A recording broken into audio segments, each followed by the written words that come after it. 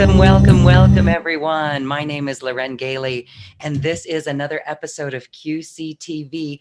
Thank you so much for being here. We are really excited today to share with my guest, who is a shamanic astrologer, and he is here to share the beautiful messages and the new energy that's coming in astrologically. Let's welcome Erik Roth back to Quantum Conversations. Hi, Erik. Hi, Lauren. It's great to be back here. I really enjoyed the first time, and I'm really excited about doing this show today. Yes, we're really excited about doing this show today, too. When we look to the stars and we look at what's happening on our planet and this year of tremendous shift, there is a lot of anxiety. And so we're going to have you share what's going on astrologically with that. But really, we want to remind everyone that this is an incredible opportunity. That is the shamanic of shamanic astrology, right? Where we're using this information in a way that makes us better, makes us step into the roles better. And so let's start with next year, what's coming in, if you want, or even just currently what's going on, because here we are in the US in front of an election and it's kind of hectic, but we know where to stay heart-centered, right? Yes, thank you. And yeah, this is a really vital time in humanity, and obviously here in the United States, we've had several crises taking place, sometimes at the same time throughout this year. The overall picture of this is that we are at a turning of the ages. That means that the great wheel, the great year, is turning from one to another, and this typically takes decades to accomplish. So we're in one of those points that is closer to that new great year, but where it just happens to be this really particular powerful alignment that's been a major theme of 2020. I've been calling this year the cauldron of co-creation. And it's up to us. We all have the power within us to choose how we want to proceed, what we want to decide to include in our own lives, and to navigate this journey. So, yes, we are in a way, we're kind of in uncharted waters here. When the last time there was a pandemic, it wasn't quite in this fashion, though we have a huge amount of technology and media and things that are going on that weren't going on back over 100 years ago. But the cycle turns, and so now we're faced at this great crossroads here, and we get to choose that. And all the what you were sharing, Lauren, about the anxiety, no one is really immune to that. And I know when the crisis was really getting going in March, I was definitely feeling that myself, and the amount of intensity that was happening in my own planning, scheduling, what I was going to do, how I expressed myself, things just shifted for me in ways that I wasn't entirely expecting. But this is part of the process. I mean, even as an astrologer, I can look at things, I can see an intent going on, but it's not always entirely clear as to specifically what will it be. And of course, what we all know what it turned out to be here.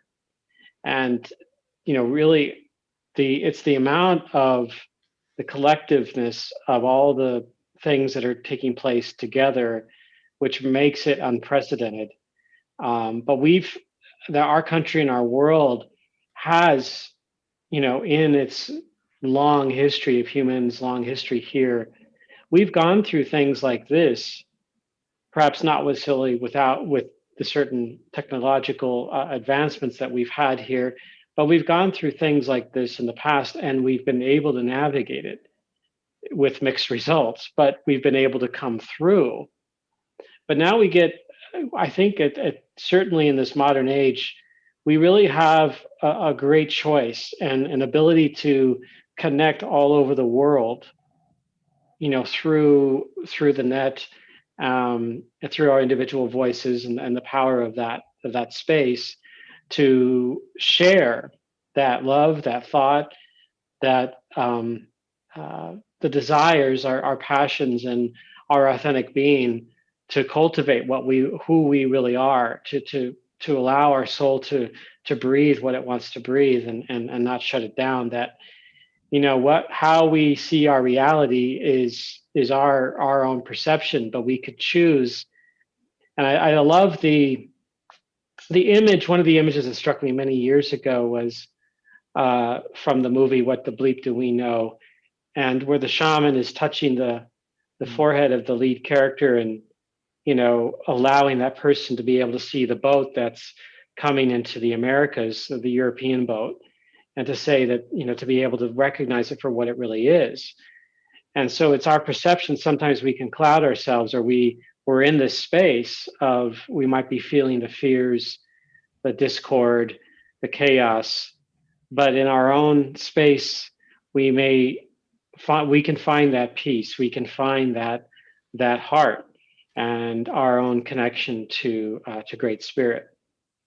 So there's certainly quite a lot that we can all do individually, regardless of in some cases, regardless of the situation we're in. But in most cases, we all have that capacity to choose to set our intent, and to choose a new vibration coming in the future. Because as you were mentioning, Lauren, 2021 is definitely going to be a new it's a new way, a new wave of how the planets express themselves coming in, and it's definitely going to impact our own consciousness.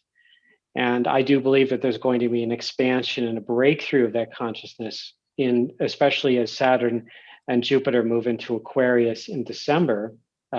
Just Jupiter shortly before the solstice, and Saturn several days before the solstice. But then they get together right there on the solstice and have a conjunction, and at the first half a degree of Aquarius, which is a really, really big deal. So Let me ask go right ahead. there, would that be really, I mean, we've been in the dawning of Aquarius, but that is truly when we're in Aquarius then, right? Or something like that? In a way, yes. It's not in the larger framework here. So the saying the dawning of Aquarius is connecting to the constellation that the vernal equinox, or the spring equinox, is moving toward, and it's slowly every year, very, very little bit every year, but it's moving into that territory. We're kind of in that, you might even say, the transition zone that leads into that space of that particular constellation, what astronomers call Aquarius. I tend to call it the water bearer, because in order to differentiate that from the actual sign of Aquarius, which is seasonal, but still we're in that space. We're in that sort of that horizon line toward that, quote, Aquarius age.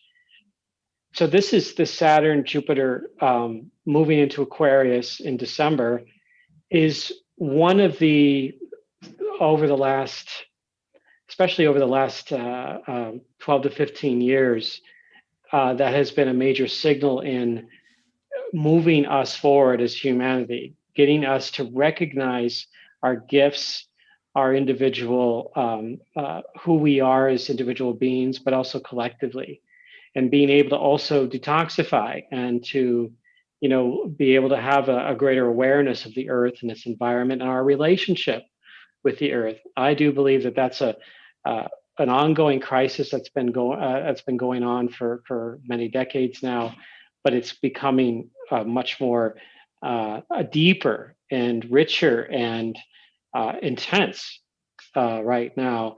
I was certainly at the effects of that when the fires hit last month here in my neighborhood.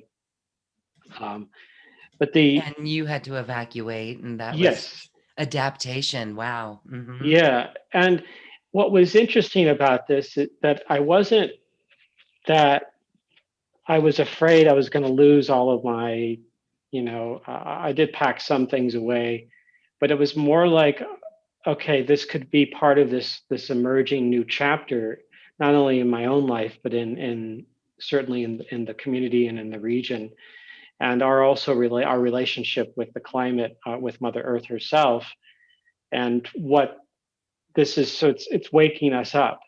It's helping us recognize that this isn't something we can just continue to debate upon. This is something real, and say, okay, not only taking action, but looking at ourselves and our own personal relationship and how we can connect with it more fully, more lovingly in our own treatment of the earth, because it's a reciprocal thing. It's not just a one-sided affair here, that it goes both ways. And this is interesting that I bring up Earth, because Saturn and Jupiter are what we call middle world planets. That means they are planets in shamanic astrology that are recognized as having a great influence in our own middle world our reality, our third dimensional reality. Our we can even throw fourth dimension in there too, to some extent, from a linear perspective.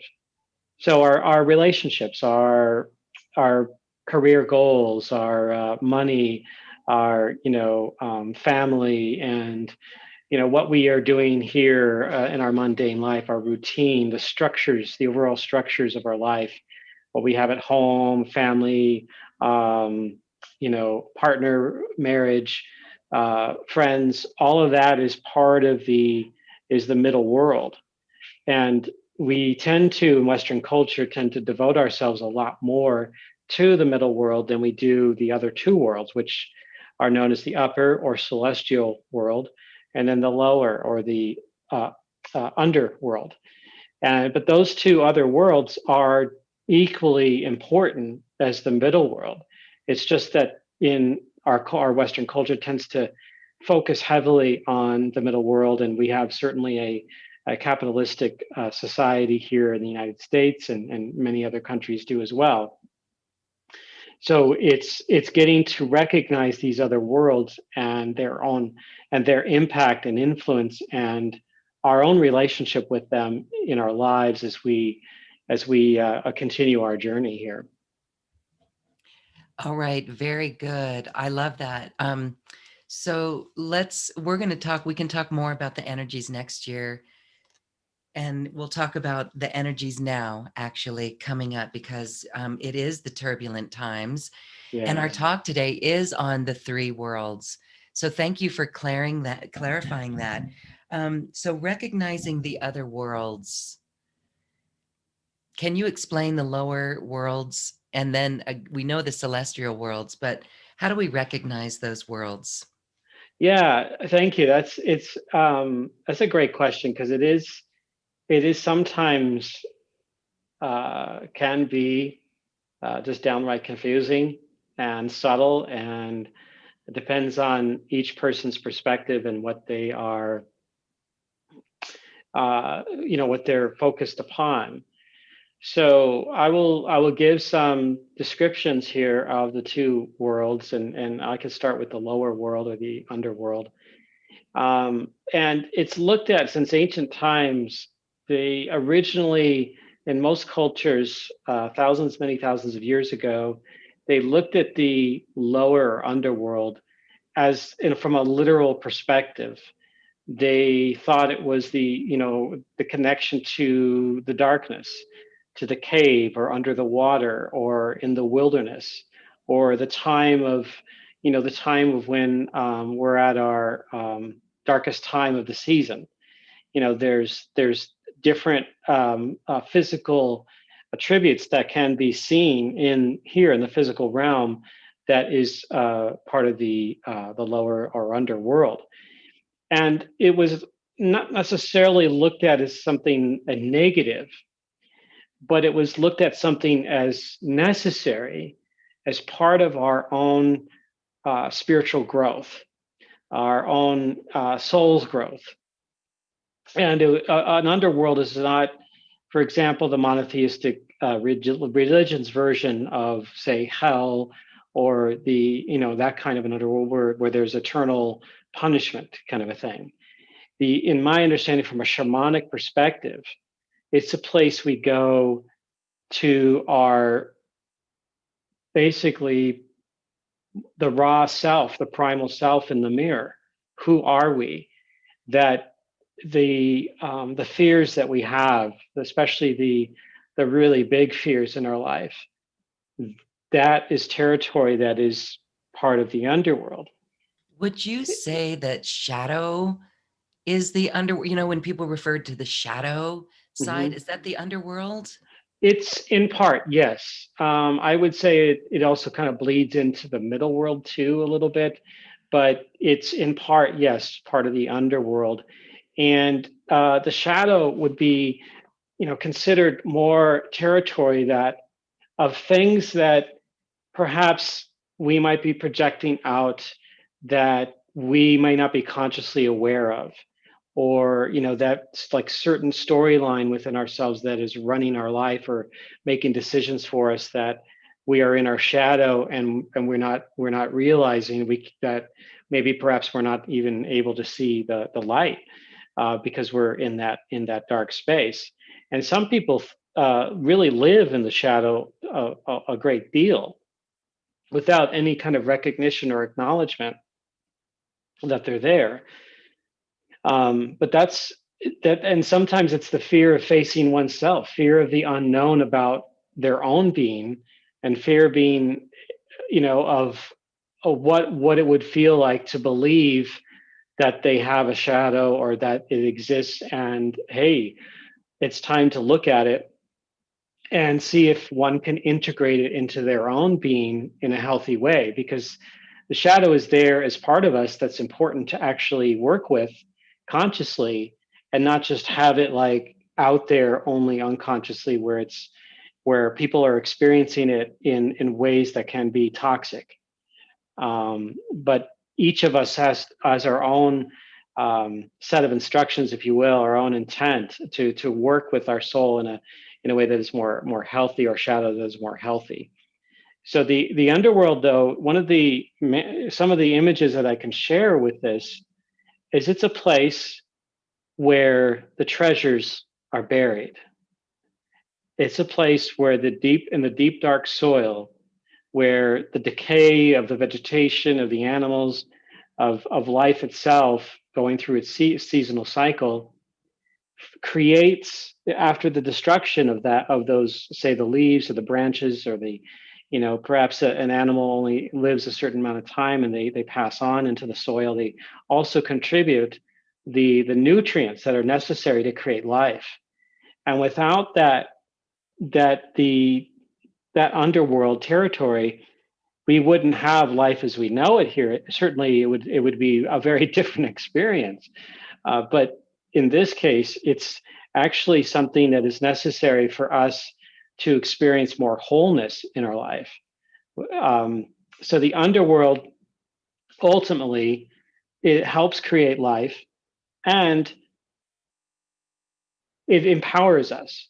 So as we go through it, I mean, I've had several major personal experiences with the underworld that took me to task, and where, in order to navigate that, in order to go into the underworld, one essentially has to surrender to themselves, and allowing it to fully come out in their space, not in a way where there's a creation of violence or aggressiveness in that sense, but more from an underworld perspective, where it's like, hey, there's pain, there's discomfort, there's vulnerability, there is this, perhaps it's an illness or something on the lines that's giving us a signal by saying something is there that we need to really look closely at, not just from a physical domain, but from an energetic perspective. And the underworld can give us a place to go in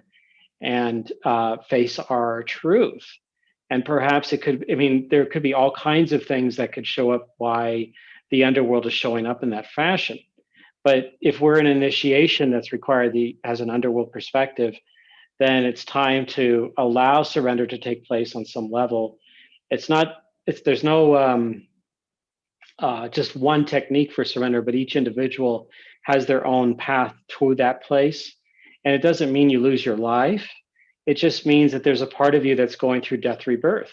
From a shamanic perspective, it's that rebirthing process or the chrysalis stage that allows the creation of a new form, a new being. And Kaylin Castell, uh, also priestess and shamanic astrologer, she likened the underworld experience to the chrysalis. At least that was the first time I heard it applied in that way, and it really struck a chord with me because it felt right, from my own personal experience, and from we're also, especially now, I've worked with many clients over the years and their own experience in the underworld. But after we go through that, we become our own personal butterfly, if you will. We have, or we rise like a phoenix. These are underworld symbols that allow us to fully embark upon the new territory.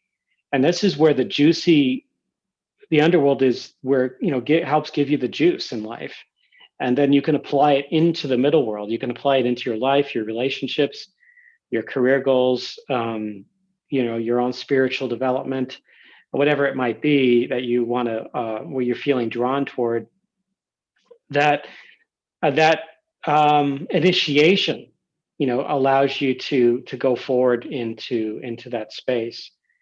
And then the celestial world is, also called the upper world. And yeah, I mean, it's fairly self-explanatory. I mean, certainly we could say it's the area of the stars, but it's more than that. It's kind of the space between, it's between the atoms, the space between the molecules. It's this area that exists outside of time. The underworld, to some extent, also exists outside of time. So I don't mean to just limit it to just the celestial realm, but it's a timelessness. It's also things that take place that allow us to shift courses in our life that is beyond our control. It also can show up where things dissolve, and we might get fuzzy. We might get, see things through a fog, or we'd have a sudden epiphany and a breakthrough, and from maybe many years of blockages, or a problem we've been working on, and then we get into a particular celestial initiation, which are connected to the planets Uranus and Neptune. Then we may find, like, suddenly we're able to see beyond where we were. We're able to have that personal revolution, and there have even been many studies done of a lot of notable people that had major breakthroughs in their life in a particular, say, Uranian cycle in their life, or some other kind of spiritual awakening, say, in a Neptune cycle. So these things can show up very strongly, and some people can exhibit more of a celestial energy in their own life, just natally, without any kind of outside, like if they're in a particular transit. And some people have more stronger underworld feel to them. And each one is authentic. Each one is a natural expression of their own being, and helps them become more true to their own soul's path. Yes, beautiful. So you do readings with people that look at individual cycles, and you can see where people can take advantage of certain cycles and um, initiations, right? We've talked, and transits and all that. Um, Yes. yeah. And so when I just want to recap here, because when we're talking about the underworld, where the treasures are buried, and could you relay that for an example in if someone has a chart, like if it was a Venus transit, what is that? Is that, I mean, does it mean it's going into hard times, or it means probably just when you surrender, is that surrendering the ego so that the heart is opening and we're making those heart-based choices? Is that what That's the part of underworld it. does? Yes, it's in fact, this is the, thank you, Lauren. This is great. So there's two planetary bodies that are connected to the underworld, but then there are other ways to explore the underworld. And you mentioned one of them, Venus. Some of the inner planets can connect to that underworld process. Um, so back to being able to navigate that, being able to see that. The say the Pluto cycle where the treasures are, it's it's not that if we're going to only it's all I'm in a Pluto cycle and it's just going to be challenging and I won't get anything done. I mean, some person can have that impression, but in reality you can get things done. It's just that depending on, say, the particular transit that's happening, it may affect, say, your relationship in your marriage, or perhaps you're going through an underworld situation around your choice of vocation, your calling in life, and maybe you're running into something that is taking you into some territory that might feel like a nightmare. Well, that's a major clue right there into your own experience, and asking yourself why that person that is having that perception, or why are they having that experience, what lesson or insight is coming through to help them get deeper into, say, the heart and soul.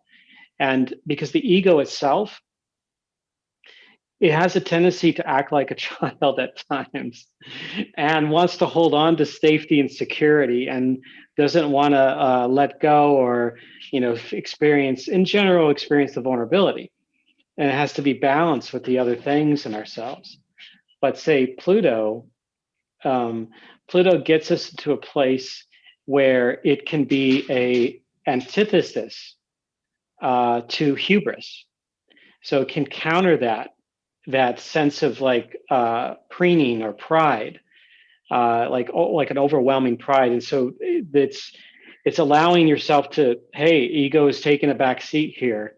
It's time to come into things that are non-rational, and that's okay. That's part of being human. We've, of course, in Western culture, have prided like having certain control and rationality, and we've got to get things in order, and you have to accomplish things by a certain age. But with Pluto, it's like it doesn't matter. What matters is your own personal soul's growth. And if there's something you haven't like given attention to, and you're just saying, trying to avoid it through perhaps, it could be drugs or alcohol, or it could be just simply avoiding talking about certain things over a long period of time, or maybe you're ill and you just avoid even thinking about it.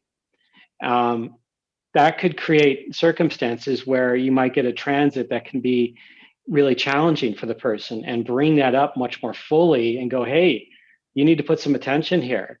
Are you in a healthy situation? Is this toxic? And certainly if it is, then underworld cycle, for example, it's a perfect time to go through any kind of detoxification program. It could be, doing regular sweat lodges, fasting.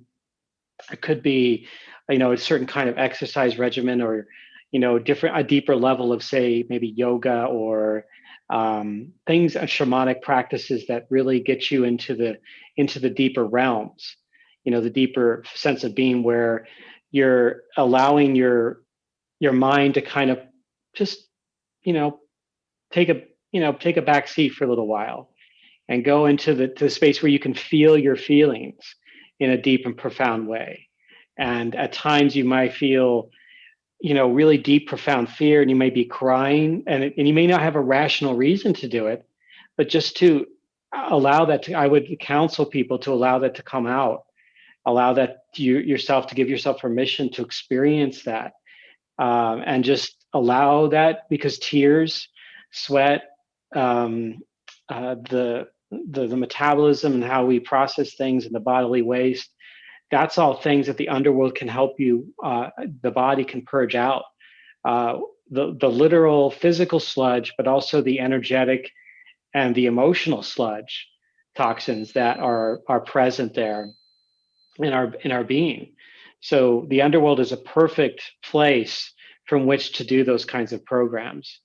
I'll get, as an example, I won't get into too much detail here with this, but on a personal level, several years ago, I had a really powerful flu that, in fact, I mean, when I think about the symptoms of COVID-19, I think about that flu over 4 years ago that just I was on the cusp. I was not in a good space, and really, really, I didn't realize it would get that bad until it actually got that bad. And I was stubborn. I thought, okay, I'll just be okay. I've been through something like this before. I'll let my body heal and take some some helpful medicines and herbs and things. That did help me, but it I just went into a much deeper territory, and there was a moment there where I surrendered, Mhm. where there was nothing I could do to fight it. I Mhm. just had to like be in that space. And in those moments, it was just the wildest thing. I was in a Pluto cycle, and the wildest thing happened that within several, maybe 5 to 10 minutes of the feeling of surrendering, my whole body just became like, I just sweat, like Wow. everything out. Mhm. Like, the fever broke, and it was just like I was sitting in a pool of water.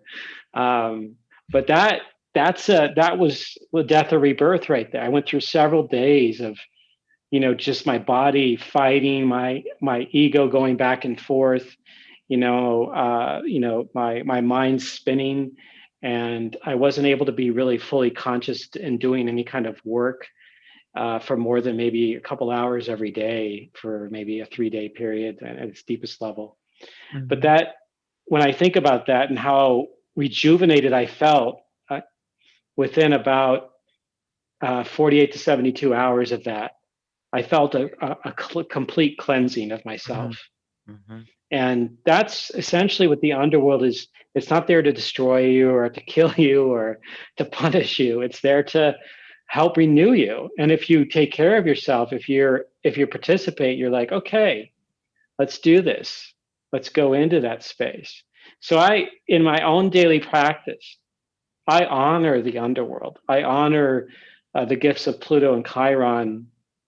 And when there's underworld aspects, say with Venus in the underworld when she's with the sun, or maybe she's in Scorpio or something along those lines, where she's having her experience there, or with any of the other planetary bodies, really. But the Pluto and Chiron are the main symbols of that underworld.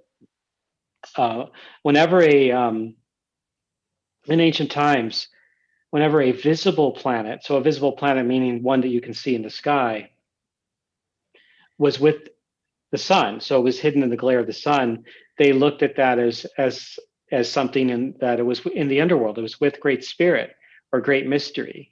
It was with the great cosmic God figure, and it was in that space, and it was going through its own death rebirth. And so, if a person's in a personal cycle, one could look at that as a phase of the cycle that could be underworld. um, and that helps us as human beings, maybe, as if we continue to become aware and connect with our own rhythms and patterns, and we can see into that space, connect online or with an astrologer or others, to know when that's coming, and to simply create space for it when it does happen. It won't mean every day that you're going to experience the underworld, but you want to make room and space to like acknowledge it and say, okay, this is that time for me. Yes, making space to acknowledge it. Wow, I want to just share my personal experience as well, because what you do is help people become aware of it, to help people navigate so that they can use that to their advantage. And I am looking back at a time in my life where it was the Venus transit, and that transit was in 2012. That was in June in 2012. Ah, yes. And so in my life, I had just lost my birth dad. Mm. Um, Actually, that was in January of that year. And I lost both my mom and my stepdad 3 months before that. Whoa. So I was just going on, continuing on, and I came home, and it was during this Venus transit that literally I came home from a workout, didn't do anything unusual in that workout, but I literally could not stand up.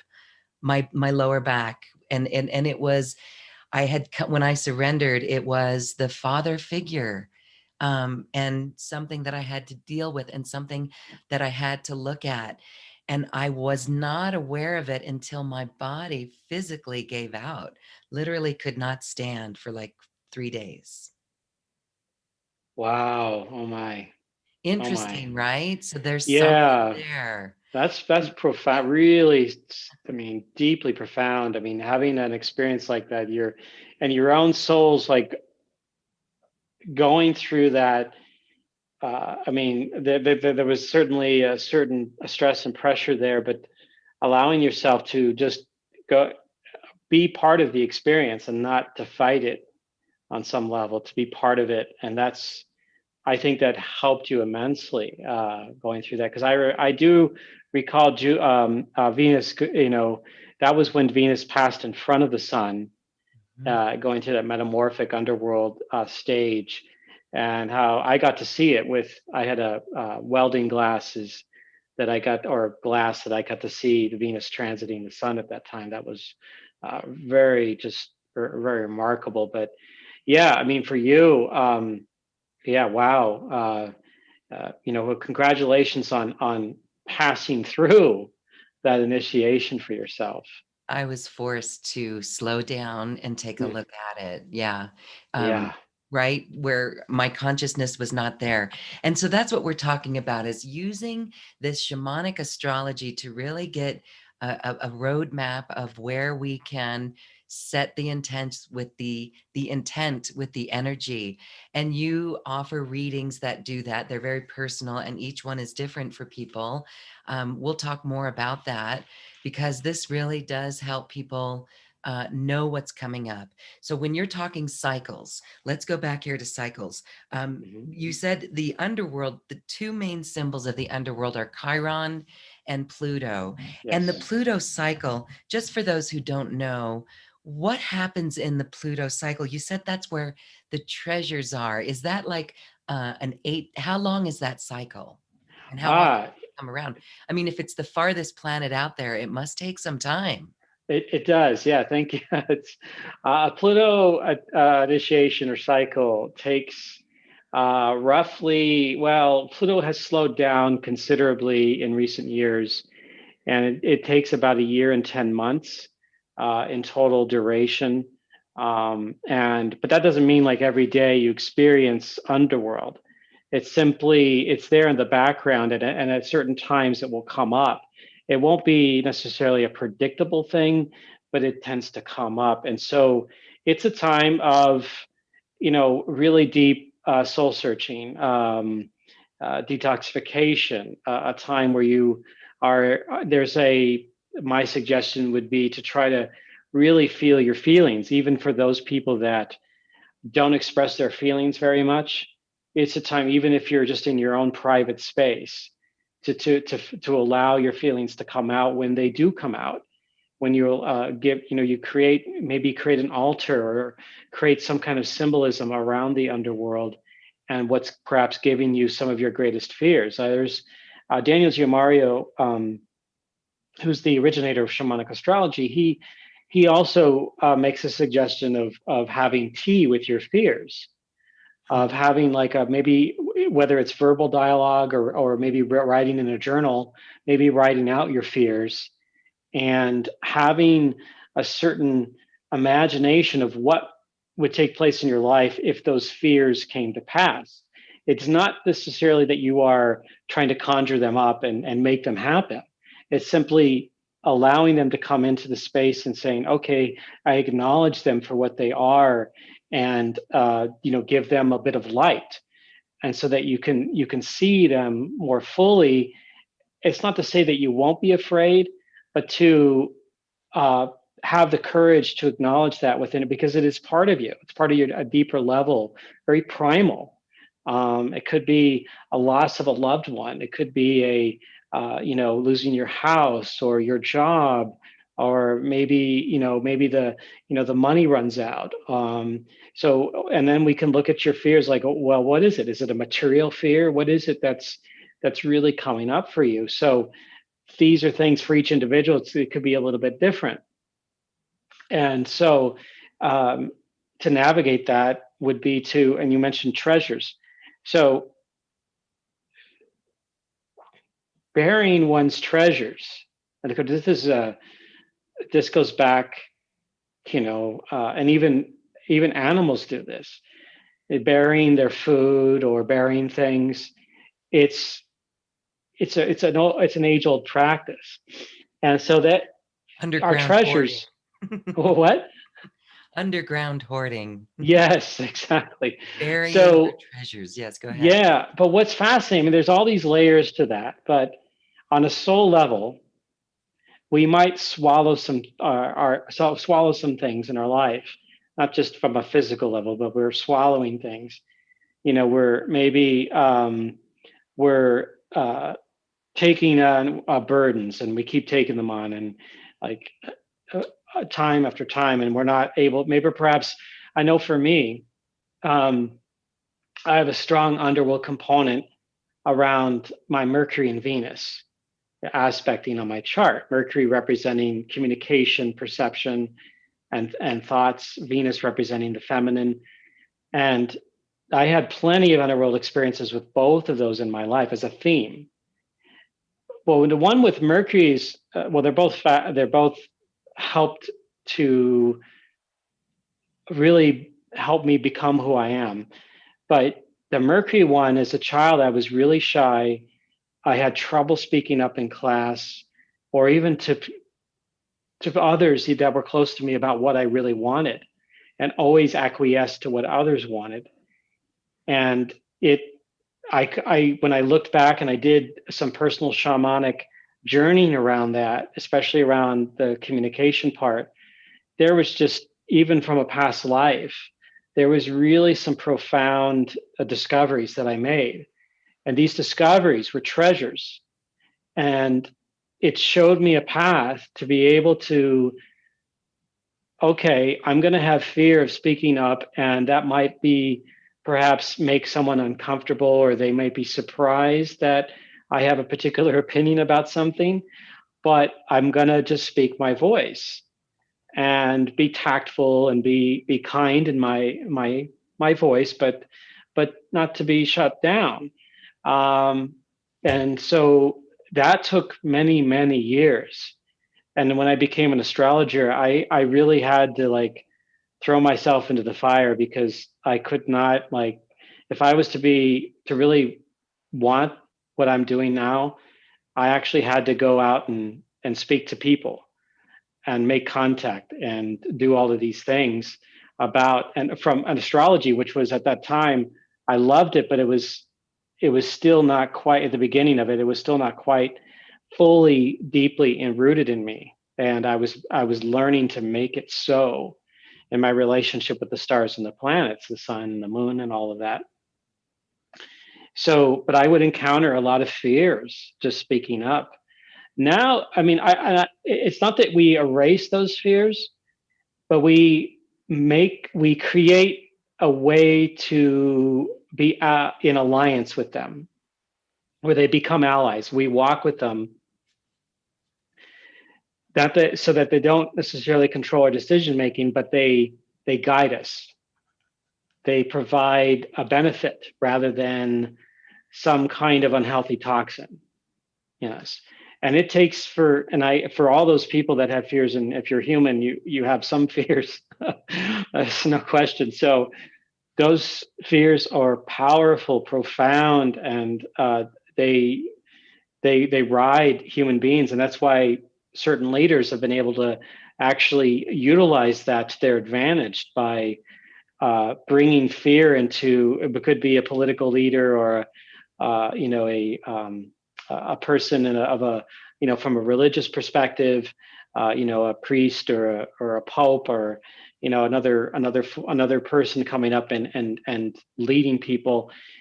They can cultivate that and get people to make decisions based on their fears rather than help them face their fears.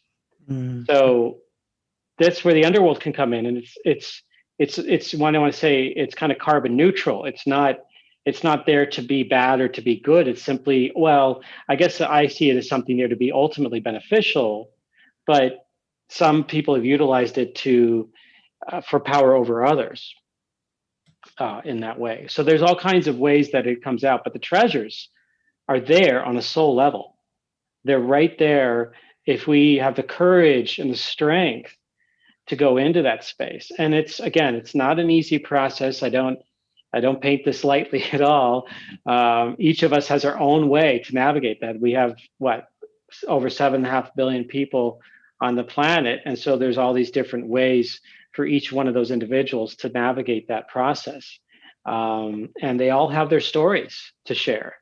So where are the treasures in that space? And it's up to each one of us to discover those treasures. Yes, and it brings to mind that when we face our fears, that really is the truth that we know it. It's an empowering place. And as we know, the truth shall set you free. So, very important to go in the fears. Thank you for that. As we're talking, it's when we're talking about fear and making the list of fears, the awareness, the consciousness of those fears, bringing them to consciousness is a lot of the work in dissolving them. And so right now we're in a place in our world where we can look out and we can be fearful, but that's an indicator right there that if we're going to be distracted by fear, really that's a trigger right there. Go in and face it. And then also maybe stand sovereign Mm. against any fear that's being projected anywhere. Yeah, thank you. And there are a lot of people that can absorb the fears of others. And you talked about projecting, and then it becomes their own fear because they're sensitive to the fears of others. And fear is like many other, like happiness and joy and laughter and other things. It can be contagious, and that's, having the collective anxiety. You brought that up a bit. That even if we're not personally on a level, we're not experiencing anxiety, but that's what's around us, we can experience it anyway because other people are experiencing it. So we're in the field of it. We're in the environment of it. So we're not immune to that space. And even, let's say, a lot of people are feeling fears out there, with COVID-19, with maybe fearing around the financial situation and fears around the presidential election and or violence. That can be contagious too. But as you and I have talked about this before, and you brought up, you can take those fears, but you can work with, say, what is the nature of what is self-love, our own self-love. How can we experience joy and laughter?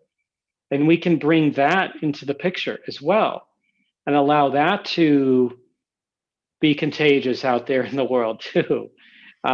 That Thank you, all light workers, for doing that. This is our Yes, role. This is what we are here for. Yes, we are on a mission of love. absolutely. And I would fully recommend those that are feeling that to tune in to, say, certain vibrations, whether it be music or sounds or Mother Nature, and also maybe even watch a funny video, or maybe get together with friends, on Zoom or social distance, whatever the thing is, and have some laughter, have some, be focused on that and that experience, because think about how much changes in the entire, I mean, our whole body changes when we're in a place of joy and love. And it doesn't mean that you need to devoid of all fears. It doesn't mean any like, but you having balance. If we're always in a place of fear and we're always in a place of just in that unhealthy part of the underworld, that can be in the long term, even more toxic and challenging. It's like it could be a downward spiral in that sense. But in the most trying of times, a joke here and there, a being able to listen to the wind on a quiet afternoon, quiet sunny afternoon, somewhere outside the traffic. Boy, wow! Talk about healing. That there not much can compare to some of that in its vibrational change. I love the term also forest bathing. Um, I haven't read, there was a particular book about it, but it's simply going out and being present in the forest or nature and doing it for at least 20 minutes or more to have that current inside you shift. um, I remember like I'm working a lot of days and I have to remember to go outside and walk, or I sometimes go on runs or hikes once in a while. And when I'm doing that, I'm in a different space. It's just you're connecting to the trees, to the birds, to an occasional other human coming by, and they're doing the same thing. And you don't feel the politics, you don't feel the election, especially if you're outside uh, the media, you feel what you're feeling in those moments there. And that the more that you go into it, the more you're tuned into that, to the plane of Gaia, of Earth, and connected there. And boy, that can be, and I can lift you even to even healthier areas, vibrations of both the celestial and the underworld mixed in together with the metal world.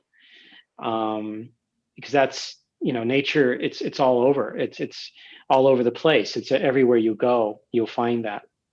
Nature is the universe in action. It's a Yes. daily requirement. It's a daily requirement. If all it is outdoor under a tree, and if you can't even get that, maybe it's just communing with your house plant that's on your desk. Yeah. Yeah. Yeah. Find you can find it in the smallest of places, and in the most. You went, well, I live in the city. Well, I'm sure that there's somewhere you can probably go, a park perhaps, or a nearby tree, or a plant, or somewhere that may be of service to you, or maybe a body of water, or even if it's just a rock, a large rock or sand. There's something about it that can connect you to that space more fully. Beautiful. Well, you do beautiful readings for people. Let's talk a little bit about that. And then we're going to go to the overview for next year. And maybe like right now, I want to say if Okay. there's any questions coming in, if anyone has a question for Erik, this would be the time to do it. We have a chat box on the webpage here, and you are welcome to submit a question. Your readings that you do, I've had one myself. It is very informative. Tell us how long these are and how people can really put them to use in their life, because they are very beneficial. We get rave reviews from your readings. Thank you. Yeah, I've had the pleasure of doing readings for some of the people that come on to your QCTV show, and it's been amazing. The first time readings are 90 minutes long, roughly. I can go over sometimes depending on what needs to be talked about, and then updates. So if you were to get an update with me down the road, maybe 6 months later, or a year later, or sometimes 3 or 4 months later, I go typically anywhere from 45 to 60 minutes in length. It's just a major check-in with the planetary cycles or transits. That means it's like the planets that when we're born, we have our natal chart. The solar system is in a one spot in that very moment, but it's always moving. Everything's rotating, everything's orbiting, and all of that. And so over time, these planets come around to either back to where they were, or they come into contact with where other planets or the sun or the moon were located at the time that you were born. And that's what can create a transit for a person. And so having that, it's connecting to that and being able to connect with one's timings in life, you can get the most out of your life through being aware and consciously participating in these transits. So I love it. I have a real passion for being able to be of service in doing readings and educating others. Beautiful. Well, thank you for that. The special offer is right here on our webpage, Mm-hmm. and it is there. Consciously participating in the transits in your astrology as you are written in the stars. Beautiful. Okay. Well, that is a very affordable price for everyone. Again, we want to thank you for that. And we don't know how much that will last as you get more popular with everyone and you get busier. So everyone take advantage of that. It's a beautiful opportunity to get your reading, your own navigation map with Erik. Thank All you. right.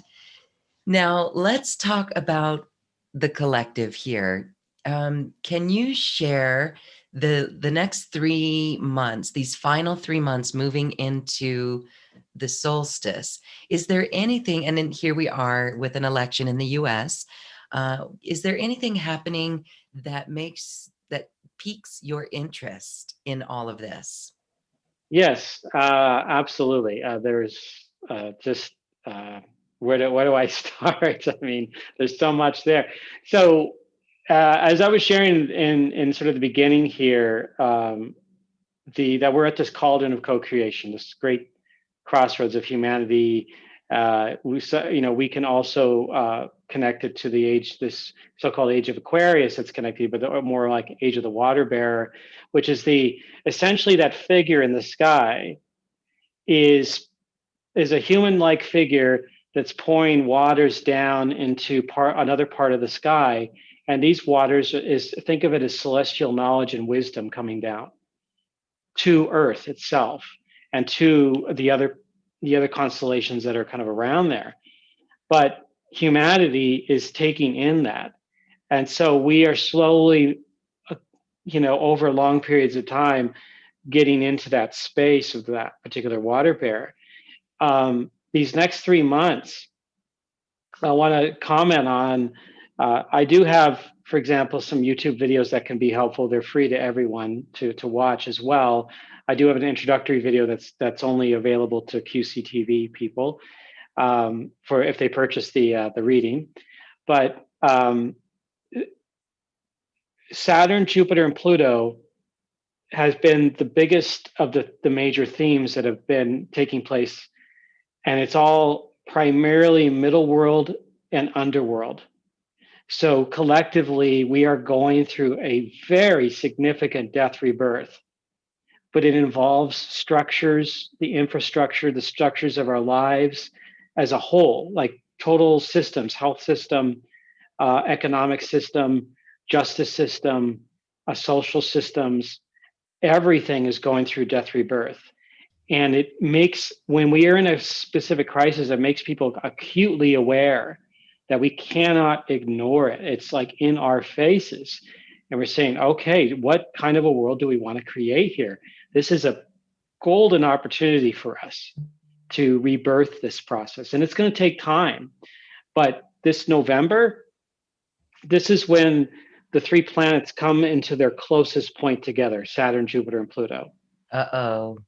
And Is that all right? so it just means it's additionally intense. Intense. However, this is one of the interesting things. This is not just about those three. There's other things going around in the background. The United States has its own chart, just like other countries do, like its own birth. Mm-hmm. One of the cycles that the US is going through is Uranus. And it's connecting to our past and future and bringing them together for greater recognition. But it's doing it in a way that's completely unpredictable. and can help us create breakthroughs here in this country. So as far as this the US is concerned in the election, we may be scared and fearful of this election time, and we may even be projecting out a certain expectation of like what say intensity could happen, that there could be say violence, or that there could be strife, or that there's going to be problems at the polls. So if we're expecting all of that, may or may not happen, but when we think of Uranus as unexpected, what if it didn't really happen in that way? What if it was more people were getting together and it was not, there wasn't the violence? Maybe it didn't show up. Yeah. Maybe suddenly there was a dawning of an awakening. I'm already seeing, this is unprecedented, the amount of people that are voting right now in this country.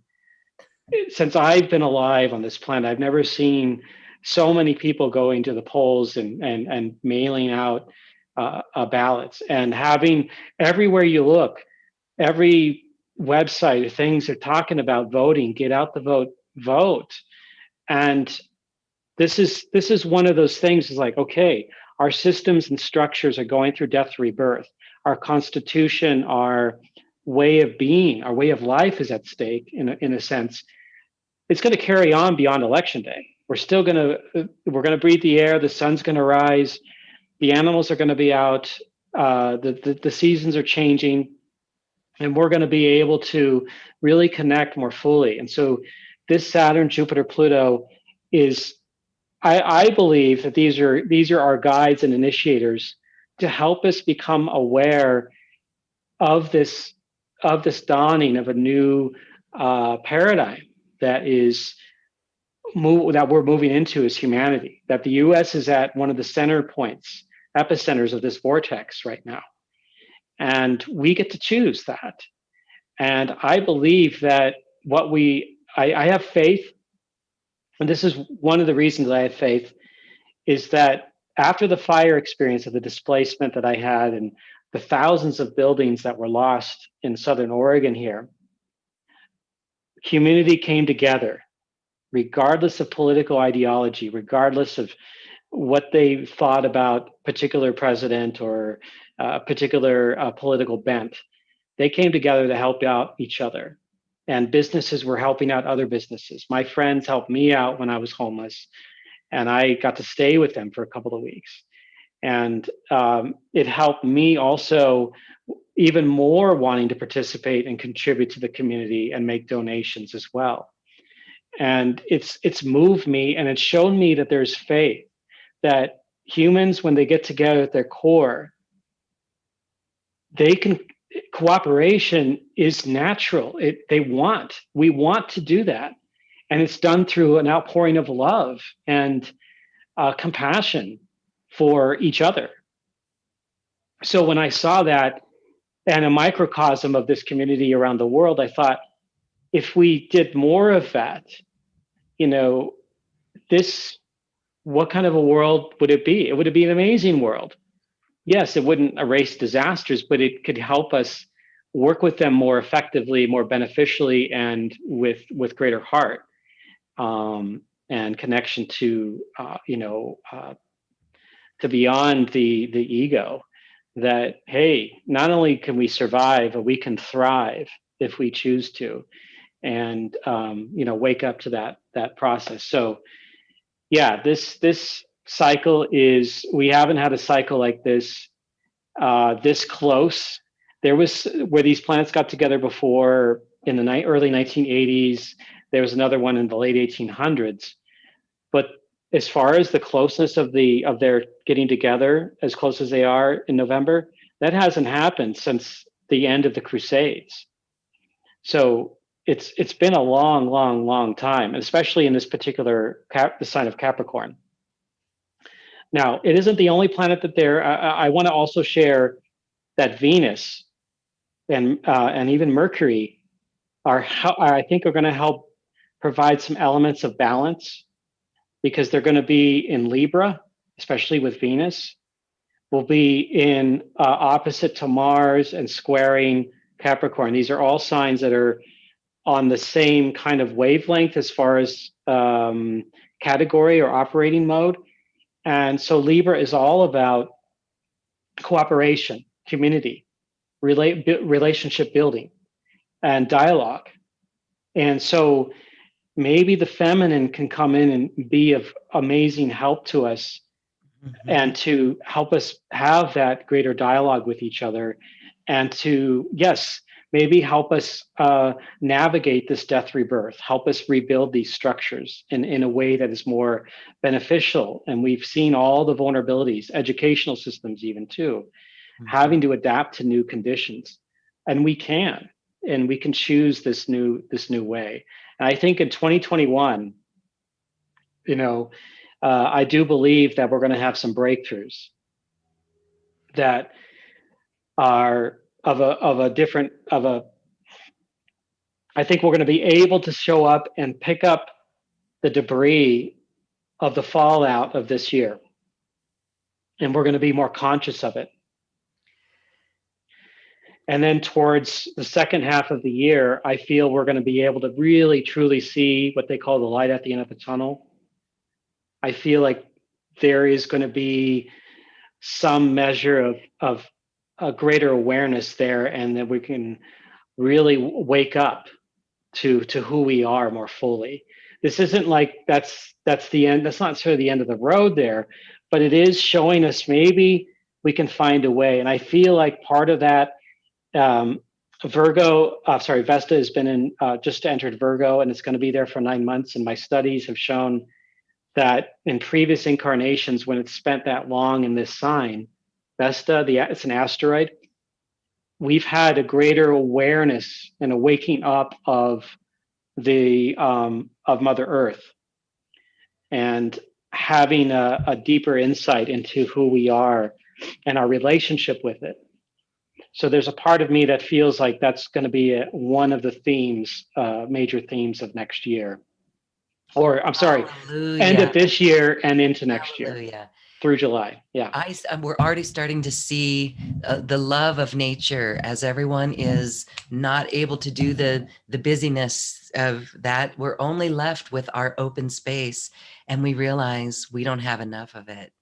Isn't that beautiful? It is. So we're starting to see people appreciate it more. And you have given me a lot of hope, and there is promise. And I hope that everyone is feeling this.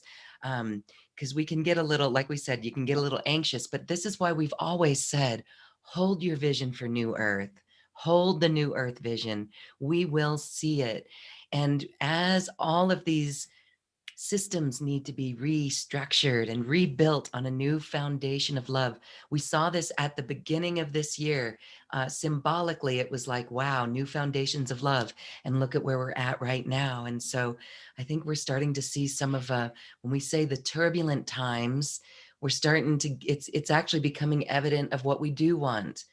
And when you look, when we can all rise above the polarity, we can all agree, we all have our eyes on the same prize, right? There is a prize of harmony and peace and happiness and joy, and new systems that speak of equality for everyone, new ways of doing things that respect and are considerate.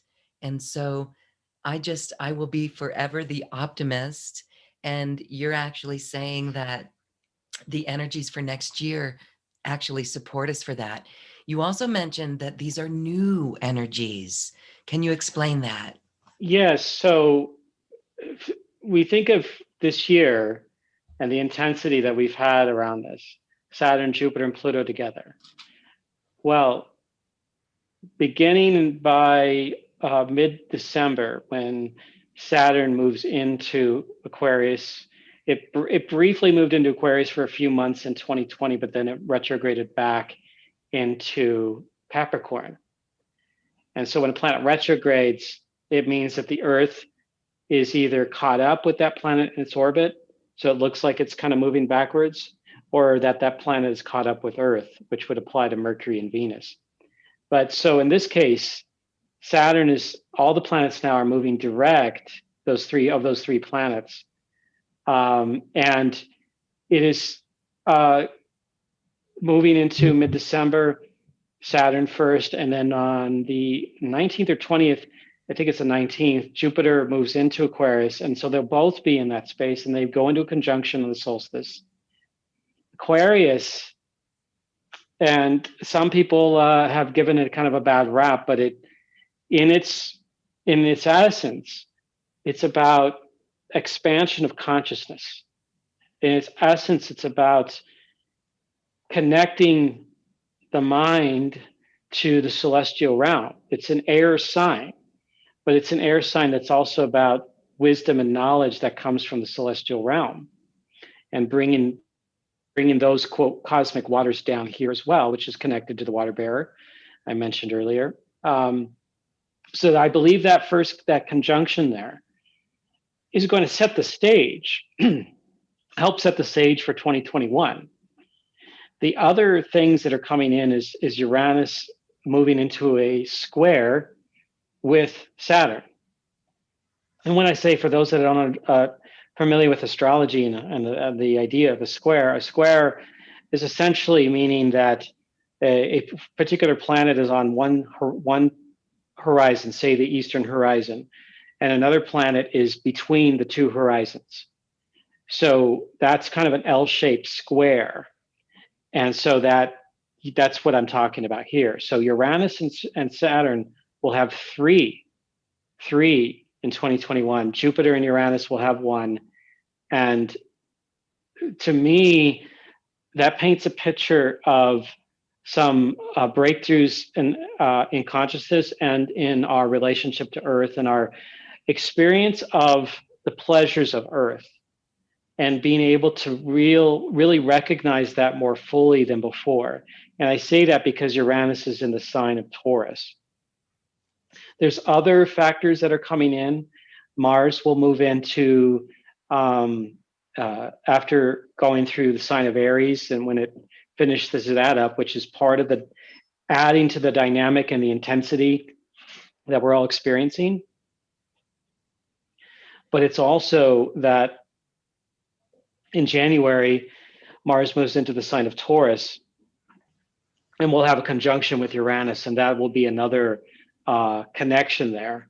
There's other things beyond just what I'm sharing here, but those are some major things, and especially at the beginning of the year, for us to connect to, that I feel is going to be help us move beyond where we have been in 2020.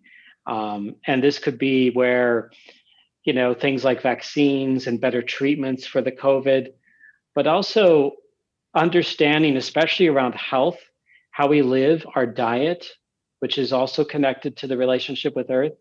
We've seen in this virus taking its toll on people that are, have various illnesses, which some are connected to our diets here in the United States anyway. And it's had different effects in different countries, but we can see that maybe perhaps on a whole, that we could, in our better relationship with Earth, it could include a better relationship with food itself. Yeah. And maybe we can have perhaps some breakthroughs around that in 2021. Wonderful. Yeah. Thank you. Yeah, I'm again, I see this as more of an intent, but every person has free will, and they could, if they want to choose to not be happy, if they want to choose to be unhealthy and be, some people choose, more destructive path, for whatever reason. There could be all kinds of things. Maybe it's a childhood issue, or something that happened that they weren't able to control. And when we're not able to control certain things, we might react in a way that's very unhealthy to ourselves. And so this is a matter of connecting in and saying, hey, wait a minute. Maybe if we have more dialogue and more understanding and, be kind to each other, that this could, just a smile now and then can literally change the fabric of someone's day. Mm-hmm. I've seen that happen to myself. I've seen that my smile happen to others in life too. It could be truly a fantastic moment for people. depending on how one's mood is or what they're experiencing in their daily life. But yeah, there's a lot to be shared in that space. Well, that's beautiful. Thank you. And we like to say that's why your smile is worth $1,000,000. There you And go. some would say it's priceless. Yes. Yes. Well, this is good news. Our relationship to Earth. This is what the indigenous have been suggesting and speaking of. And I think we're really feeling it. We're starting to wake up in that way. When you experienced your community coming together from the fires that you experienced, I think we can all look at our communities and see how we do come together. And hopefully it won't take disaster, disaster, disaster. I learned that when I lived on Guam, we had typhoons that would come Oh. every season and just blow every leaf away. But we would always be in that community. People would help Mm. each other. And it was just so touching, right? Even a snowstorm. We had a snowstorm here recently, and people getting out of a car and helping another car get pushed off the road. Things like this, things like reaching out with your heart. Yeah. That's wonderful to see that those opportunities will come forward. And the ideas and the new systems that come out and the breakthroughs. Again, that's why we encourage everyone to connect to the higher self, to get the directives. And when you have a session and a reading like this with Erik, he helps you see what's coming so you can, again, navigate it so beautifully.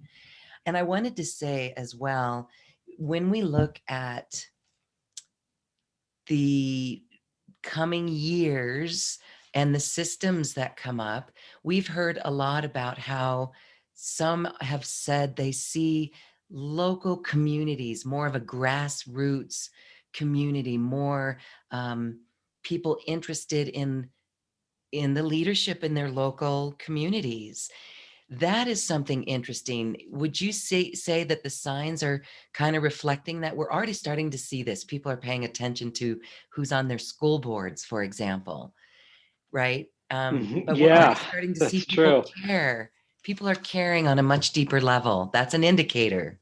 That is an absolute indicator, and it's really vital to actually, because that's one way to fully participate in your community, by recognizing that and seeing who's running for positions where you may have ignored in previous elections. But this, and it can become really vital in the education of the children, or in the how we have clean water, or clean air, and what kind of buildings we're going to have in our community, or how we clean our streets, for example. I mean, all these things can be wrapped up into that space. And I do feel that the alignment of these planets, and Capricorn in particular, when it's about systems and structures, and sort of the what makes a civilization what makes civilization a civilization, and actually participating in that. And so Capricorn, as a manager, as a director, as a teacher, as an elder, grandmother, it is important to be connected in that space, and because with Capricorn, it is an earth sign. And so, and it's middle world energy, but it's about that wisdom that comes from, the countless generations of experience that go well beyond anything modern society has created, and to tap into it and utilize it for in your own participation. And this is waking us up so that we can be more conscious of our hey, I mean, a lot of parents have had now to start to, some of them have to teach their kids at home. Mhm. Teachers have had to do this online, and this is giving us grand opportunities, huh? And schools are hiring for brand new jobs, new Yes, creative opportunities. opportunities. So Capricorn gets into the nitty gritty of the systems, of the structures itself, and hey, And but it also when's that happening? It's happening right now. Oh, it's happening right now. Okay. Yes, yes, and that that is why we can really take advantage of this over the next few months, even before Saturn and Jupiter go into Aquarius, and just say, hey, this is what we can still do here, and hey, do we need to, get rid of all that, those lead pipes that have poisoned, people across the U.S., for example. Um, hey, we got to track that down. We got to get rid of that and put in something that is more sustainable to us, and do this cleanup and make our communities livable, make our earth livable. Yeah. And we can also think about all the other life that's out there, the animals and the plants, Mhm. and how many have suffered from the fires, for example. Mhm. Like, hey, that's something we can rebuild with them in mind as well, because without them, we would have uh, an empty. I would feel we'd have kind of a semi-empty existence without all of that around us, and also recognizing this is where it goes into Aquarius as well, technological breakthroughs, and and ones in particular that are in resonance with us and in nature, that can help us actually participate more fully, not in a way where it's like a breakthrough in say where, oh, we're just a breakthrough in getting oil out of the ground, for example. Not something such as that, but more like, in a context of like green energy, or medical things, medical developments, where it's using the body to help create a stronger and more, uh, say, we can help those that are feeling even ill in this world, or and then creating, hey, we can get rid of all the, what can we do with pesticides and herbicides and all of that, for example. Plastic uh, and stuff. that's, maybe we can have a technological breakthrough in just going back to the past Mm. and say, oh wow, what a novel idea. No, but still be sustainable, but still be having enough food for everybody. I I was just thinking, there was a statistic out there that if we had, like some small percentage of the budget of the military of the world, I mean, well, I think it was the U.S. actually, that there would be no more poverty in the world. This is very Aquarian kind of ideal there, We and have been thinking and holding that vision. Yes. Wouldn't that yeah, be beautiful? The elimination of poverty. Hold yes, it. Yes. No one's going to come save us, but no, can we imagine the elimination of poverty? yeah. That talk about being human, and expanding our own consciousness to that level and going, hey, this really needs to happen. This is important. This Hmm. is beyond important. And it's, Right. yeah, okay, I understand the need to Right. defend ourselves. I understand the need to have, just in case in emergency situations, but my God, how big of a military do we need? But anyway, I honor our veterans and our people that serve, and they do an amazing job. But I also think, like, hey, we could manage the budget a little bit better.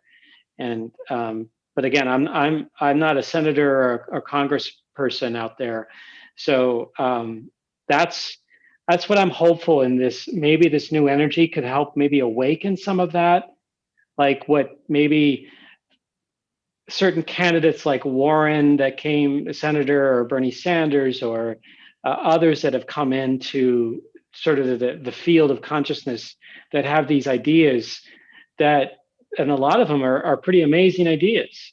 So let's not completely dismiss them and label them, but let's look at them and seeing, hey, do we really need that? I'm just sharing that this is in the context of the Aquarius sign. That could be a way for us to even have a breakthrough. Just a thought there. Oh, beautiful. Again, that's why we say get wildly creative for New Earth. Share your Yes. ideas, write letters to the editor about your ideas for, we're not going to go into that right now, but there are wildly creative ideas that we can help seed the collective consciousness with just with a simple letter to the editor and blog posts and all these ways that every person is feeling their call to step up. I do want to say thank you for all those who are doing sharing their love and keeping their focus on this. It is beautiful. We're going to hang out on Zoom here for just a little after party. And I wanted to say for those who purchase your reading or your special offer, not only do they get that video course that gives us an introduction to shamanic astrology, but they get a ticket into our Zoom after party. So if Yes. you'd like a reading with Erik, please check that out and come on in and join us on Zoom. We're going to hang out here. The after parties are something that we do in our community where we can hang out together after these QCTVs. We can share, we can ask, and most of all, we can laugh. It's a beautiful, safe container for connecting heart to heart with everyone. So there is a way that you could purchase an individual ticket as well on the webpage. But again, if you purchase a reading with Erik, then you will get an email with a link to this Zoom meeting. So join us, everyone. We have time for a question before we go. Okay. This one's coming in, and this is from Barbara Marie. And when you were talking about the three worlds, do Yes. these three worlds relate to the higher self or the lower self? Ultimately to the higher self, but they do have a connection to lower self, and I say lower self meaning um, it's in a way it's kind of primal in its energy, but it's also connected to our old story. Well, what we sort of that where the soul came from, where our lineage. But the higher self is deeply connected to what we're becoming, what we're evolving into in this lifetime. So celestial world has a tendency to be connected to the higher, and the underworld has a tendency to be connected to the lower. But that doesn't necessarily mean that they're not connected to each other's selves, like higher and lower and higher. So there's a lot of crossover there. The middle world is for both higher and lower, depending on what one is experiencing.